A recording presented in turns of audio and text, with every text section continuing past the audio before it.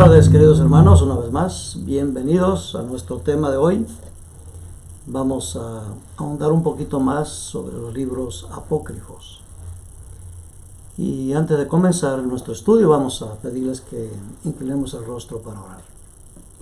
Agradecemos, Padre Celestial, una vez más la oportunidad que tenemos de abrir tu palabra.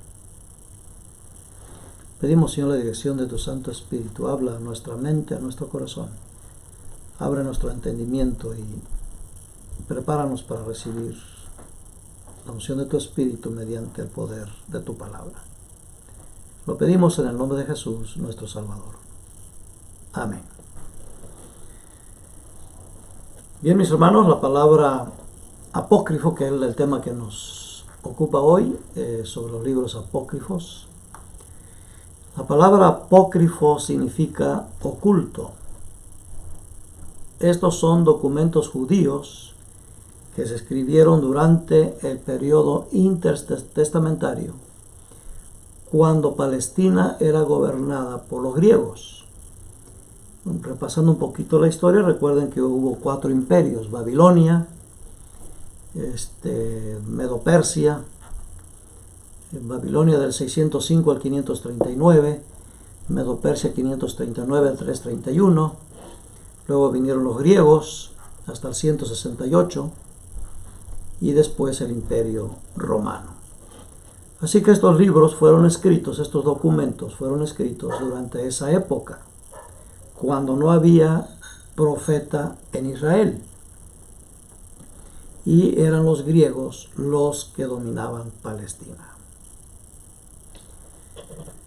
Durante la cuarta sesión del Concilio de Trento, 8 de abril de 1546, la Iglesia Católica Romana decretó que estos libros eran sagrados y canónicos, o sea, parte del canon original. Pero miren en qué año fue esto: 1546. Años y años después, de repente aparece que estos libros son canónicos. Incluso la Iglesia Romana emitió un decreto de anatema contra aquellos que lo rechacen. Por lo tanto, todos aquellos que no aceptamos estos libros como canónicos, como parte de las Sagradas Escrituras, según la doctrina vaticana, estamos bajo maldición. La Iglesia Cristiana de la Reforma, incluyendo todos los reformadores, estuvieron de acuerdo que los libros apócrifos son de provecho para los cristianos por su contenido histórico y de costumbres. Pero la Iglesia no los acepta para establecer doctrina. Como dijo el reformador suizo Ecolampadio en 1530, él dijo: no despreciamos a Judí, Tobías, los Macabeos, Eclesiástico, ni las adiciones a Daniel o Esdras, pero no les asignamos autoridad divina como a los otros. Incluso los historiadores judíos de todos los tiempos están de acuerdo con esto. Josefo escribió desde Artajerjes, siglo V a.C., hasta nuestro tiempo, siglo I, cuando existió Josefo.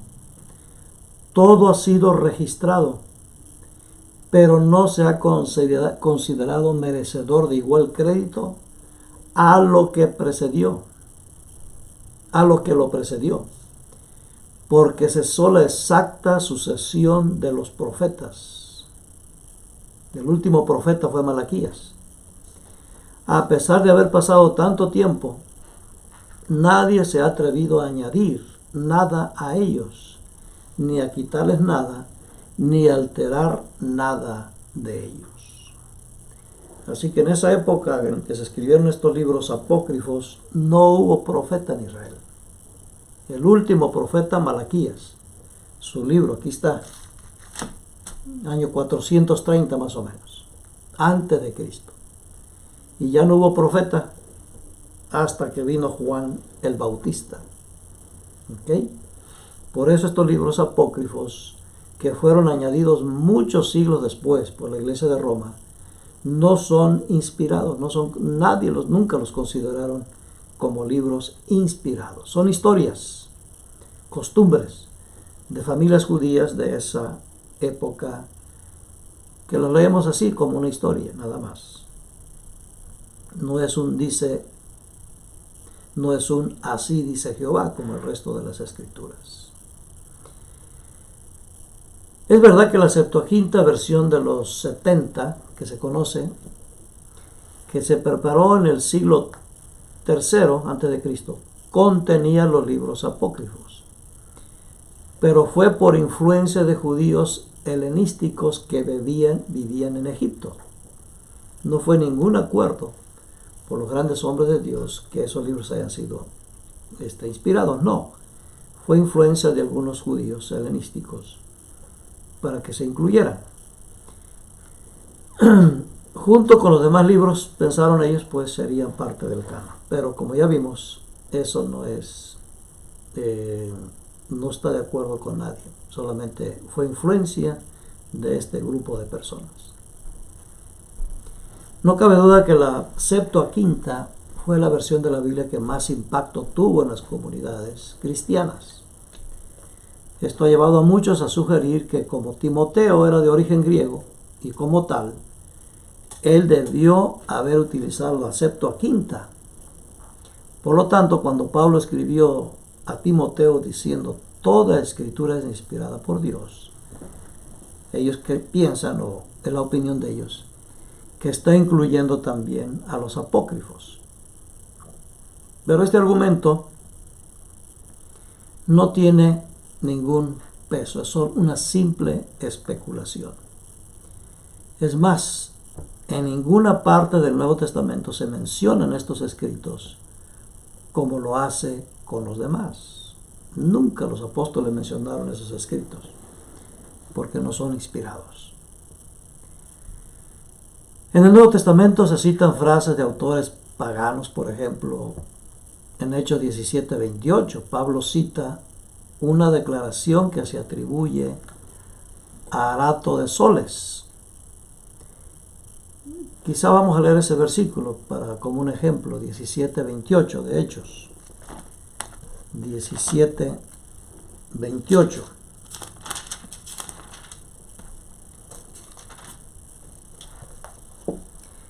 Porque en él vivimos, nos movemos y somos, hablando de Jesucristo, como algunos de vuestros propios poetas también lo han dicho, porque linaje suyo somos. Usted ven, está aquí entre comillas, ¿verdad? Porque linaje suyo somos. Ese poeta que Pablo está mencionando, entre los griegos, ¿verdad? Aquí Pablo lo está citando, Arato de Soles. También en 1 Corintios 15:33, otra cita de Menandro. Sin embargo, a nadie se le ocurre pensar que el hecho que se cite una frase de autores paganos fuera tenido como inspirados o parte de la Biblia. Pablo simplemente lo menciona como un ejemplo, no porque él crea que esos libros son lo que escribieron estos poetas, hayan sido inspirados por Dios. ¿Ok?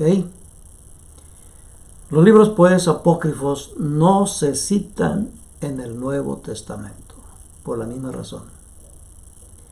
Ni siquiera para una ilustración. El mismo Jerónimo, erudito católico, para esta fecha ya se había establecido la Iglesia católica. De paso, estamos hablando del año 420 después de Cristo. Ya la Iglesia estaba establecida para ese tiempo, no antes. Y él fue el que tradujo la Biblia hebrea al latín.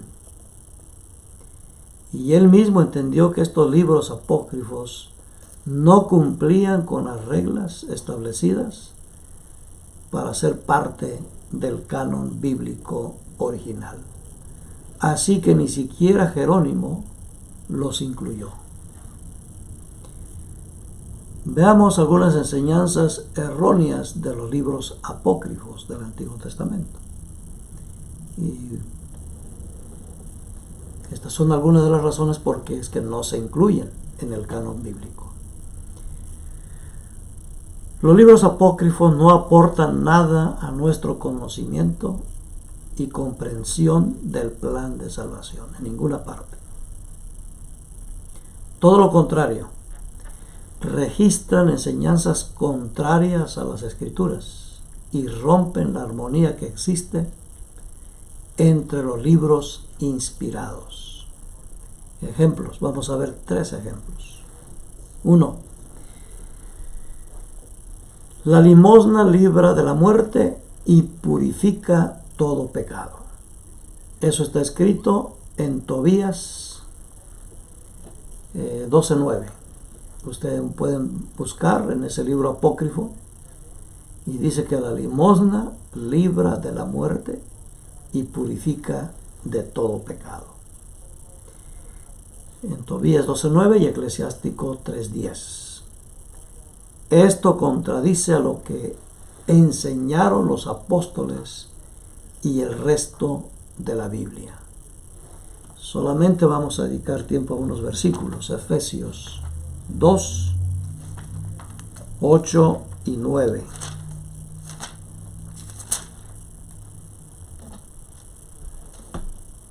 Porque por gracia sois salvos, por medio de la fe, y esto no de vosotros, pues es un don de Dios.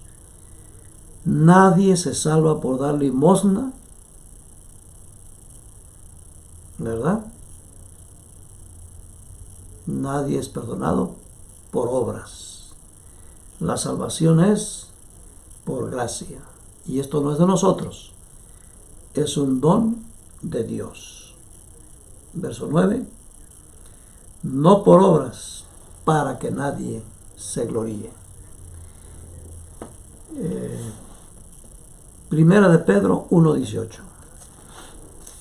Y hay mucho más, pero solamente vamos a leer estos 2. Primera de Pedro 1:18 y 19.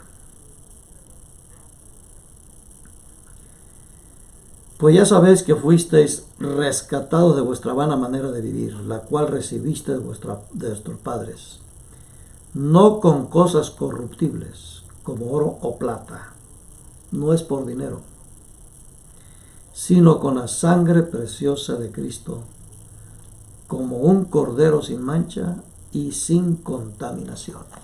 Somos salvos solamente por el sacrificio de nuestro Señor Jesucristo. Ejemplo número 2. Miren lo que dice Tobías capítulo 6, versos 7 y 8.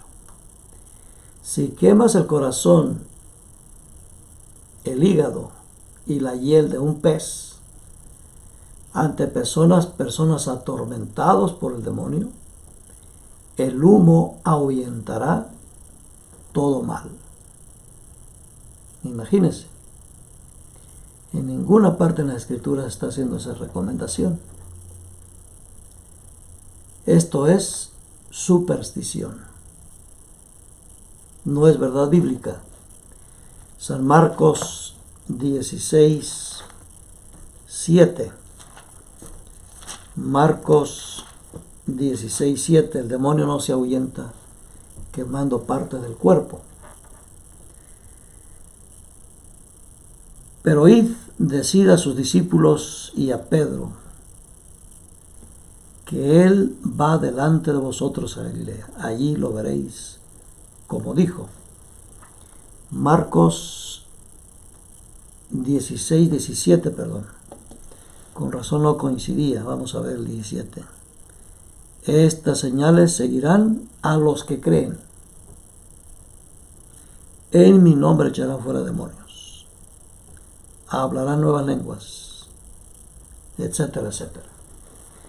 El demonio solamente es expulsado en el nombre de nuestro Señor Jesucristo, no haciendo humo de partes del cuerpo, quemándolas. Eso es superstición. Hechos 16, 18.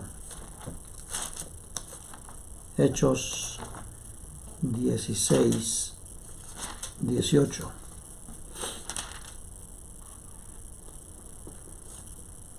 Esto lo hizo por muchos días hasta que, desagradando a Pablo, se volvió él y dijo al espíritu. Está hablando de una joven que estaba poseída por el demonio. Y Pablo dijo: te mando en el nombre de Jesucristo que salgas de ella. Y salió en aquella misma hora. El demonio no sale con supersticiones, solamente en el nombre que es sobre todo nombre. Dice la Escritura que ese nombre en el cielo y en la tierra. Solo hay poder en el nombre de Jesucristo. Último ejemplo. En el libro de Sabiduría se defiende la idea de que el alma es inmortal. Y también se habla de la existencia del purgatorio. Sabiduría capítulo 9, versos 15 y el capítulo 3, 1 al 4. Hay mucho más, pero aquí lo vamos a dejar.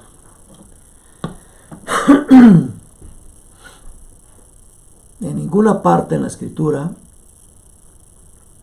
habla de un purgatorio. Esta es una idea de los griegos, de la mitología griega. Así que, por esa razón, estos libros apócrifos no fueron considerados como parte del canon bíblico original. Vamos a nuestro tema bíblico, teológico.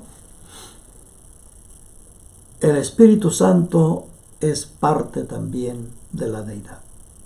Hoy en día se cuestiona la deidad, la divinidad de Cristo, pero especialmente en los últimos años se cuestiona incluso la existencia del Espíritu Santo.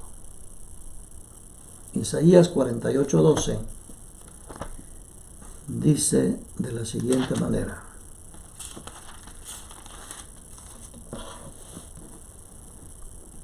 óyeme Jacob, y tú Israel,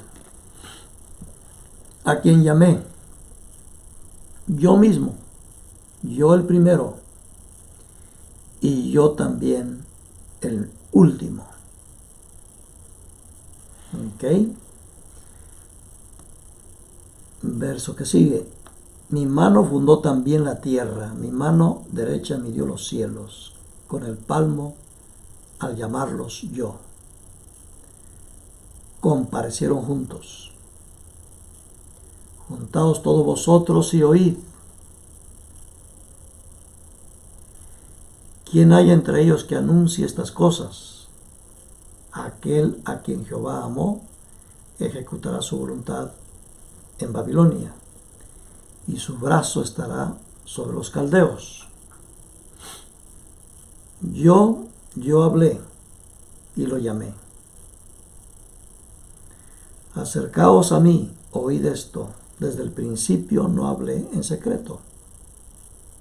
Desde que eso se hizo, allí estaba yo. Y ahora me envió Jehová el Señor y su Espíritu.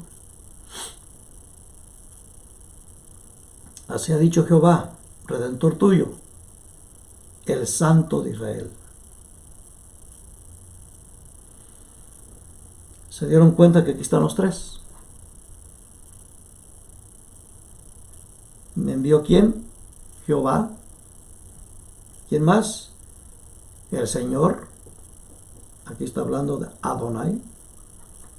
¿Y quién más? Y su Espíritu. El único Dios verdadero está compuesto por tres personas distintas. Jehová, que es Yahvé, el Señor Adonai, y su Espíritu. Espíritu aquí no es una emanación del Padre, como algunos piensan o enseñan. Tampoco espíritu aquí es una cosa. La palabra en hebreo es ruach. El Espíritu Santo es una persona separada del Padre y del Hijo. La primera persona de la deidad se presenta como el primero y el último. Lo mismo hizo Jesús en Apocalipsis 2:8, cuando dijo: yo soy el primero y yo soy el último. Yo soy el alfa y yo soy la omega, principio y fin. Dios no tiene ni principio ni tiene fin. Alfa, la A, y omega, la Z. Antes de la A no hay nada y tampoco después de la Z. Dios es infinito. Y Cristo se refiere a sí mismo como el alfa y la omega, lo mismo que en Isaías se menciona acerca del Padre y del Espíritu Santo. Entonces aquí tenemos a los tres. Señor Dios, la segunda persona, y su Espíritu, Ruach, mayúscula. La deidad envió a Isaías con un mensaje. Isaías 63:7 dice así: de la misericordia de Jehová haré memoria, de las alabanzas de Jehová, conforme a todo lo que Jehová nos ha dado, y de la grandeza de sus beneficios hacia Israel. A ver si estamos bien aquí. 7-14.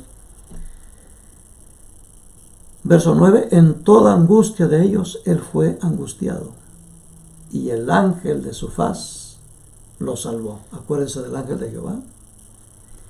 En su amor y en su clemencia lo redimió. Ángel de Jehová, redentor, los trajo y los levantó todos los días de la antigüedad. Mas ellos fueron rebeldes e hicieron enojar su Santo Espíritu. Ven que el Espíritu Santo es una persona, es Dios. Una cosa o una influencia no puede ser contristado como lo es una persona. Muy bien. Ángel de su faz lo salvó y lo redimió. Pero la rebelión del pueblo escogido hizo enojar al Santo Espíritu. En síntesis, queridos hermanos, el Antiguo Testamento afirma que Dios es uno. No es como los dioses paganos, que hay Dios para cada cosa. No, Dios es uno. Pero al mismo tiempo brinda suficientes evidencias con el fin de reconocer una pluralidad de seres en la deidad. Aunque no se presenta en forma explícita, sí prepara el terreno para la revelación más plena que vendría con la encarnación de Cristo en el Nuevo Testamento. Y esto lo veremos en el siguiente tema. Es cuando Jesús habla del matrimonio. El hombre dejará a su padre y a su madre y se unirá a su mujer. Y ya no son dos, serán una sola cosa. Es simplemente un ejemplo de que la deidad son tres personas distintas que componen el único Dios verdadero. Que Dios les bendiga y nos vemos la próxima vez.